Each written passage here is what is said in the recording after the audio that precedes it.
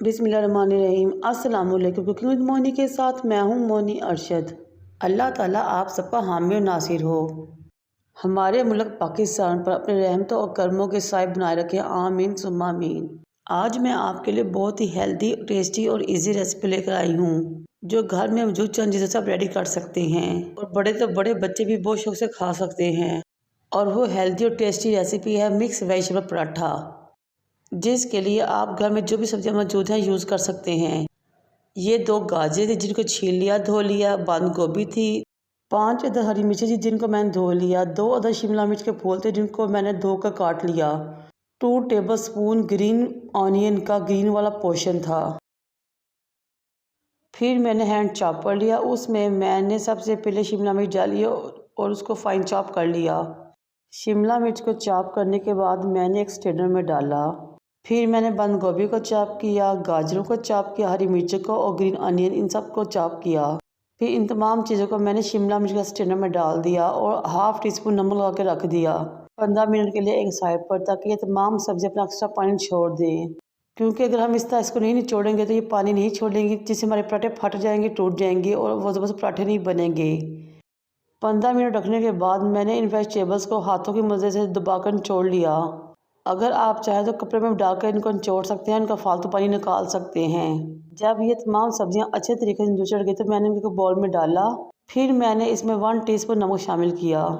नमक आपने ध्यान से शामिल करना है क्योंकि हमने सब्जियों को पहले भी नमक लगाया था इनका फालतू पानी निचोड़ने के लिए।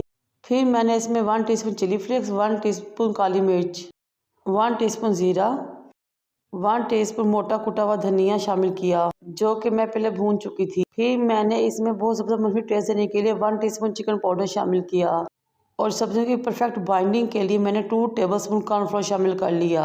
तमाम चीज़ों को मिक्स करके एक साइड पर रख लिया। कॉर्नफ्लोर मैंने इसलिए शामिल किया कि मज़ीद कोई सब्जियाँ पानी छोड़ी तो वो कॉर्नफ्लोर हमारी सब्जियों के पानी को बैलेंस कर सके और अपने अंदर जज़ब कर सके। मैंने एक बोल लिया, उसमें 5 कप सफ़ेद आटे के शामिल किए या फाइन आटे के शामिल किए। आप चाहे तो घर का आटा भी यूज़ कर सकते हैं। फिर इसमें मैंने 1 टीस्पून नमक शामिल किया और 5 टेबलस्पून इसमें मैंने कुकिंग ऑयल शामिल किया। आप चाहें तो घी भी शामिल कर सकते हैं। फिर मैंने पानी का इस्तेमाल करते हुए ज़बरदस्त सा आटा गूंद लिया, जैसा कि हम घर में अपना आटा गूंदते हैं, और उसको कवर करके 15 मिनट के लिए एक साइड पर रख दिया ताकि वो सेट हो सके। 15 मिनट बाद जब हमने दोबारा आटे को देखा तो वो बहुत ज़बरदस्त तरीके से सेट हो चुका था। मैंने उसको थोड़ा सा मज़ीद गूंदा ताकि वो अच्छे तरीके से सेट हो जाए। ये देखिए माशाल्लाह हमारा आटा कितना ज़बरदस्त सेट हो चुका है। मैंने अपने हाथ पे कुकिंग ऑयल लगाया और आगे को अच्छे तरीके से दोबारा से गूंद लिया। फिर अगेन उसको थोड़ा सा रेस्ट दिया और फिर आटे के मैंने 6 एक साइज़ के पेड़े तैयार कर लिए। पेड़े आपने अपनी मर्ज़ी से छोटे या बड़े अपने तरीके से बना सकते हैं। पेड़ों को बनाने के बाद उनको प्लेट में रखा, ऑयल की ग्रीसिंग की और कवर करके 15 मिनट के लिए फिर साइड पर रख दिए ताकि वो मज़ीद सेट हो सके। फिर मैंने थोड़ा सा मैदा लिया, उसको काउंटर पर डस्ट किया और एक पेड़े को लेकर काउंटर पर ले आई। फिर उस पेड़े को बेलते हुए एक बड़ी सी रोटी बना ली।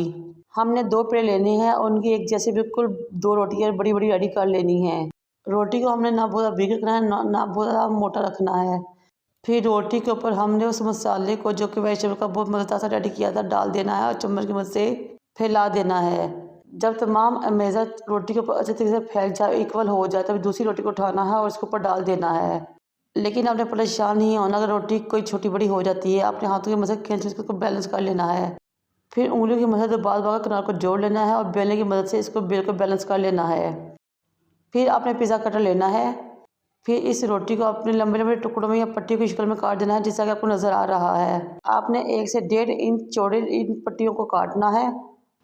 जब तमाम रोटी की पट्टियाँ कट जाएं तो फिर आपने एक पट्टी को फोल्ड करना शुरू कर देना है। अगर आपने बड़ी रोटी लेनी है तो आप 2 पट्टियों को भी ऊपर नीचे रख के फोल्ड कर सकते हैं, जिस तरह आपको नज़र आ रहा है। पहले एक पट्टी को फोल्ड करेंगे और जब मुकम्मल हो जाएगा तो इसको उठाकर हम दूसरी पट्टी के ऊपर रख देंगे। ये लीजिए हमारा बहुत ज़बरदस्त मज़ेदार टेस्टी वेजिटेबल पराठे के पेड़े रेडी हो चुके हैं। हमने अपने पेड़ों से 6 ज़बरदस्त किस्म के पराठे रेडी किए। पेड़ों को तैयार होने के बाद साइड पर रख दिया ताकि वो अच्छे तरीके से दोबारा से सेट हो सके। ये देखिए माशाल्लाह कितने खूबसूरत से हमारे पेड़े रेडी हुए हैं। माशाल्लाह से हमारे पेड़े बहुत ही खूबसूरत लग रहे हैं। ये ना सिर्फ बहुत खूबसूरत पराठे बनते हैं बल्कि बहुत ही टेस्टी, फुल ऑफ एनर्जी और हेल्दी पराठे हैं। अब काउंटर पे मैदे को डस्ट करेंगे, एक पेड़े को काउंटर पर लेके आएंगे, हाथों की मदद से थपथपाकर इसको इस तरह बड़ा करना शुरू करेंगे। आपने अपने हाथों को बहुत नरम तरीके से रखना है, ज़्यादा वजन या जोर नहीं देना। वैसे कोशिश करें कि आप हाथों या उंगलियों की मदद से अपने पराठे को बड़ा कर लें, लेकिन अगर आपको ज़रूरत पड़े तो बेलने की मदद से भी हल्का सा बेल सकते हैं। जब पराठा बड़ा हो जाए तो तवे को गर्म करें और पराठे को उठाकर तवे के ऊपर डाल दें। फिर कुकिंग ऑयल लगाते हुए दोनों तरफ से पराठों को हिला हिलाकर पकाएं, लेकिन इस बार ख्याल रखें कि फ्लेम ज़्यादा हाई ना हो बल्कि मीडियम टू लो फ्लेम रहे, ताकि तमाम पराठा अंदर से पक सके और उसकी सब्जियां अच्छे से गल जाएं। आपने पराठों को मुसलसल हिलाते रहना है, उनकी साइड चेंज करते रहना है, यहाँ तक कि ये दोनों तरफ से बहुत ही ज़बरदस्त गोल्डन हो जाए और बहुत ज़्यादा खुशबू आना शुरू हो जाए। ये देखिए हमारा बहुत ही खूबसूरत सा पराठा रेडी हो चुका है। माशाल्लाह माशाल्लाह, कितना कलरफुल और हेल्दी पराठा, और कैसे आपको उसकी लेयर्स एक सर्कल की शक्ल में नज़र आ रही हैं। हर तय लेवल की नज़र आ रही है, सब्जियों की भी और आटे की भी। बहुत ही क्रिस्पी और शानदार पराठे बनते हैं माशाल्लाह से। सब्जियां तो हेल्दी थी ही और टेस्ट में बहुत ज़बरदस्त इजाफा था, लेकिन चिकन पाउडर ने मज़ीद इसको चार चांद लगा दिए। ये नहीं जी, हमारे पराठे रेडी हो चुके हैं। मैं अब आपको इसको तोड़ कर दिखाती हूँ। माशाल्लाह कितने ज़बरदस्त लच्छादार से ये पराठा रेडी हुए हैं और खुद ब खुद ही टूट रहे हैं। ये देखें, आपको इसका किसी केचप, दही या रायते की ज़रूरत नहीं, ना ही किसी चटनी की ज़रूरत है, क्योंकि ये पराठे तो वैसे ही बहुत मज़ेदार बनते हैं। इनको नाश्ते में खाएं, दोपहर को खाएं या रात को, हर तरह से ही मज़ा आएगा और बच्चे भी इसको बहुत शौक से खाएंगे। अक्सर बच्चे सब्जियां खराब पसंद नहीं करते, लेकिन इस तरीके से वो बहुत आराम से ये पराठे खा सकते हैं और सब्जियां भी खा सकते हैं और ताकत हासिल कर सकते हैं। मुझे और मेरे वालिदैन को दुआओं में याद रखें। अल्लाह हाफिज़।